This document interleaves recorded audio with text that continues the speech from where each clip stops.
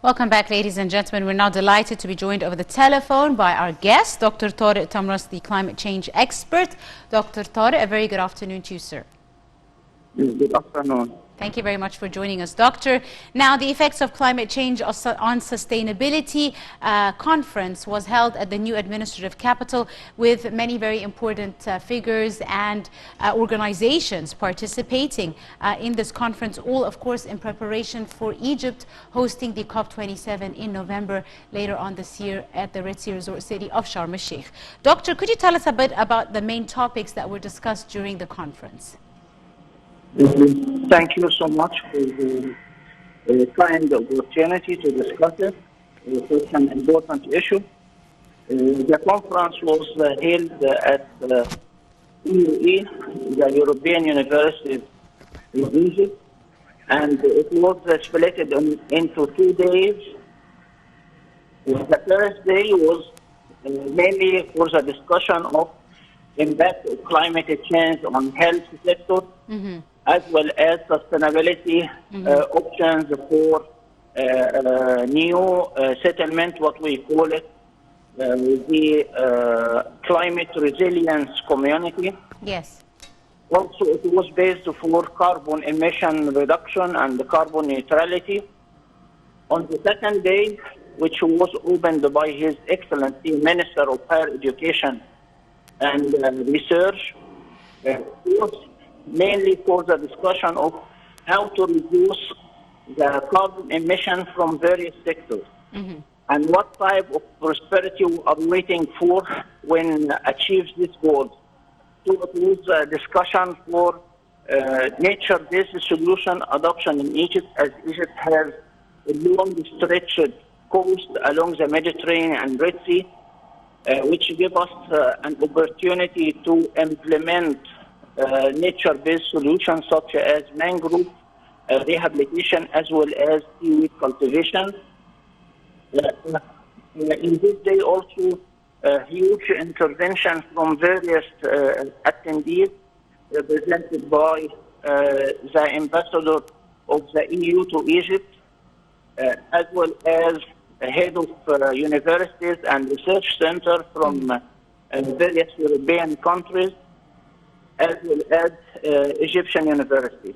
All of the discussion were based on 2 issues, mitigation of climate change and adaptation. Mitigation to define the roadmap, how Egypt can reduce its carbon emission by implementing such a strategy in various projects and sectors, starting from agriculture, health, education, and mainly transportation, which is really very important sector, because most of the emission came from the transportation and energy sector.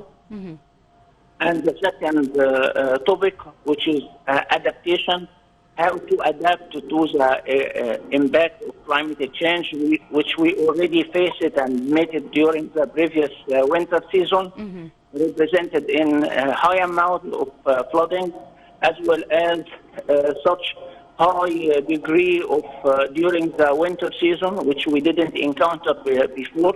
And all of this was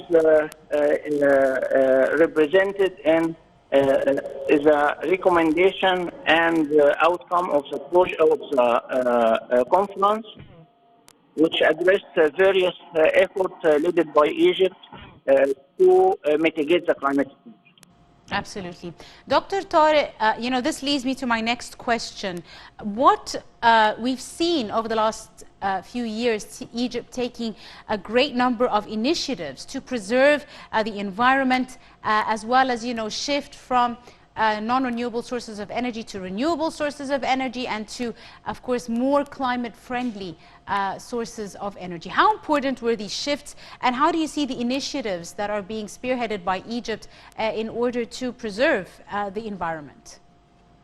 Okay, let me first say that Egypt adopted a very ambitious plan to reduce the emission through one of the major active sector in Egypt, which is the Ministry of electricity, Yes. because they are mainly responsible for the production of electricity, which is considered the main sector for production of emission.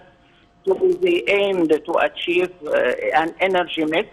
This energy mix represents in generating electricity from the conventional sources, such as gasoline or gas-powered power plants, in addition to the new and renewable energy sources represented by electricity generating from solar power plants like wind dam, as well as wind power plants such as in Jabal al-Zayt and the Za'farana area. We reached actually an energy mix of 22% by 2021, which is really an advantage and extra step taken in this direction. And we hope by 2035 we will reach an energy mix of 42%, which means we are going to produce about 42% of our electricity and energy need from renewable sources. It's really a huge step to achieve it. All of this came into action by coordination and high coordination between different ministries, and the importance of the issue which was raised by His Excellency President Abdel Fattah al-Sisi during his speech at Glasgow COP26 for climate change. Yes. And all the active participation of Egypt in various initiatives, such as the African Initiative for Adaptation, all of the activities done so far by various ministries, led by the Ministry of Environment, and their active, which was crystallized by the launching of the Egyptian Strategy for Climate Change. And all of these efforts are intermingled together to formulate our actions and time plan for how to mitigate climate change, and this will be presented during the COP at Sharm el-Sheikh. Indeed. Dr. Tarek, of course, the COP27 is going to be held, as you said, in Sharm el-Sheikh in November later this year. Let me ask you, in your opinion, what is the importance of Egypt's hosting of the summit, and more importantly, as being an advocate for other African countries? The African continent, is bearing the brunt of climate change and suffering because of climate change, even though they're not really significant contributors. They're not that industrialized, and they're not a main source of the climate change that we are witnessing. Let me put it like this. In respect to the world emission of carbon annually, Africa just contributes with less than 4% of the world contribution. Egypt is contributing with 0.6, which is really a very minor contribution. Although by being in Africa, we are subjected to extreme climatic episodes represented in drought at some countries and flooding in other countries. Yes. We can, for example, manifest this situation in South Africa.